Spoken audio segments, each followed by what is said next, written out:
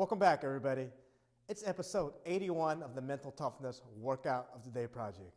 We only have 19 more episodes, so let's stop wasting time and let's get on with the show today, all right? Now, today's discussion, I'm going to talk about a simple thinking concept that will help you become more successful in life, okay?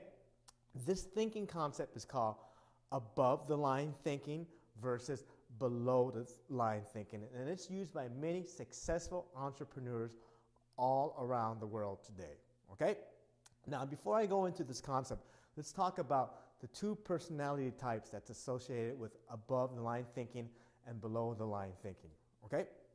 So, what kind of person are you guys? If an adversity hits, are you the kind of person that whines and complains and doesn't take any responsibility for your actions? If so, unfortunately, you're the kind of person that's living below the line. Other characteristic traits of a person that's living below the line are you see yourself as a victim, you see faults in everybody except for yourself, and you whine and complain. In other words, you're mentally weak, right?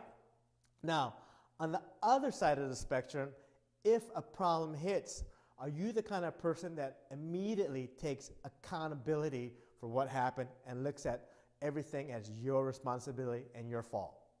If so, you're a person that lives above the line. Other characteristic traits of a person that lives above the line are they're resilient, they're proactive and aggressive in looking for a solution, and they don't like to complain, and they're positive. In other words, they're mentally tough. All right? So what kind of person are you? Are you above the line or below the line? Unfortunately, many of you guys live a life that's below the line. And that's why you guys are whiners and complain and mentally weak and are miserable with your life right now. Okay? But that's all going to change after I give you guys the tip of the day. All right? So here's the tip of the day. The next time you catch yourself living below the line, remember this, people. It is your choice. Since it is your choice, you also have a choice to change it. And the best way to change it is that you must adjust your thinking to be thinking above the line. All right? And the best way to do this is to take immediately responsibility for whatever bad circumstance you're in.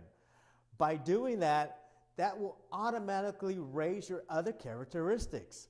For instance, let's take, for example, that you're in a bad situation right now and you're blaming your problems on everybody and not yourself, and you're whining and complaining. If you take responsibility and have thoughts that are above the line, that should stop the victimization and the blaming of other people.